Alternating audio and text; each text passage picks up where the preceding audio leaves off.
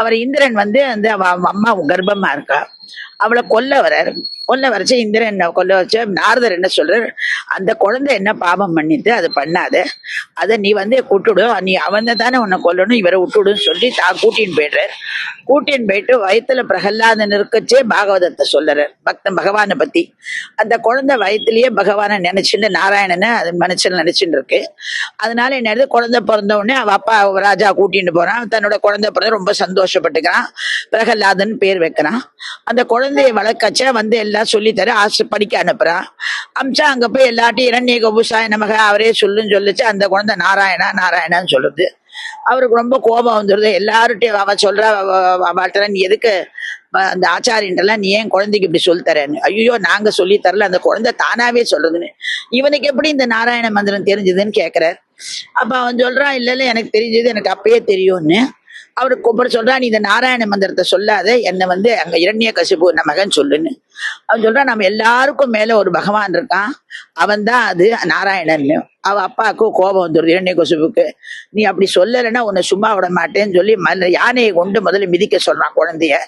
அது ஒண்ணும் பண்ணல, கண்ண ரெண்டு முடி நாராயணது மிதிக்க வந்த யானை அது வந்து தம்பிக்கால தூக்க மாலை போட்டு விடுறது. அடுத்த அவளை வந்து அவனுக்கு கோபம் வந்து மலைப்பாம்பை கடிக்க வைக்க சொல்றான். அந்த மலைப்பாம்பும் அந்த நாராயணனும் ஒண்ணும் பண்ணல. அடுத்த அவளை கடல்லே இருந்து மேல உருட்டி போடுன்றான். உருட்டச்சே கூட அந்த குழந்தை என்ன பண்ணுறது, மேலேந்து கடல்ல உழைச்ச தன்னை வந்து தனக்கேதான் ஆகும்னு அதை நினைக்கலையாம். மனசுல நெஞ்ச பிடிச்சுட்டு இருந்துதான், ஐயோ என் நாராயணனுக்கு ஏதானே ஆயிட போறதுன்னு. உடனே பகவான் வந்து தாயாரே லட்சுமியே தூக்கி வந்து காப்பாத்திடுறானா.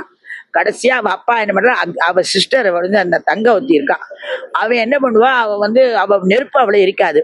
அதனால அவளை வந்து என்ன சொல்றா, நீ மடியில வச்சுட்டு நீ அவனை வச்சுக்கொண்டு, அவ சொல்றா, நான் என் மடியில வச்சுட்டு அந்த குழந்தைய நான் எரிச்சு விடுறேன்றான்.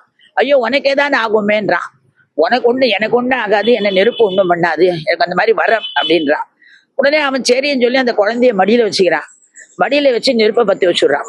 பத்த வச்ச இந்த குழந்தை ஒண்ணும் பயப்பட, நாராயணன்றது அவ எரியாதவ அவ எரிஞ்சு போயிடுறான். குழந்தை புடைச்சிடுது. உடனே அவ அசந்து போயிடுறான். இந்த குழந்தை என்ன பண்றதுன்னு தெரியல அவனுக்கு. தாயாரை கூப்பிட்டு விஷம் கொடுக்க சொல்றான். அந்த விஷத்தையும் குடிச்சிருந்த குழந்தை நாராயணன் அதுக்கு ஒண்ணும் பண்ணல.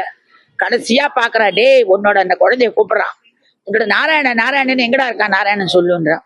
அவர் சொன்னா, நாராயணன் எல்லா இடத்துலயும் இருக்காரு, எங்க இருக்கா சொல்லுன்ற. இங்க இருக்கிற எல்லா இடத்துலயும் இருக்காருப்பா, தூணிலையும் இருப்பா, துரும்பிலையும் இருப்பான்னு. நான் கட்டின்னு இந்த தூண்ல இருக்கானா சொல்லுன்ற. தாராளமா இருப்பான்றான் குழந்தை. உடனே பகவான் என்ன பண்றான்னா, அதனால்தான் அந்த அவதாரத்துல இந்த குழந்தை எங்க சொல்லும், அவன் எங்க கேட்பான்னு தெரியாததுனால எல்லா இடத்துலயும் வியாபித்து இருக்காராம். அதனாலதான் நரசிம்ம அவதாரம் மற்றும் பகவான் எல்லா ரூபத்திலயும் இருக்கிறது அந்த அவதாரத்துல தான். உடனே என்ன ஆறுது, அந்த குழந்தை இந்த தூண்ல இருக்காரான்றான். இருப்பாருட்டான் குழந்தை. அந்த நாம் கட்டின தூணேன்றான். எந்த தூண்ல இருப்பான தூணை உடைச்சா அதுலயே நரசிம்மன் வந்துடுறார். எப்படி வர்றாருன்னா, மிருகமா இருக்கக்கூடாது, மனுஷனா இருக்கக்கூடாது. அதனால தலை சிங்கம்,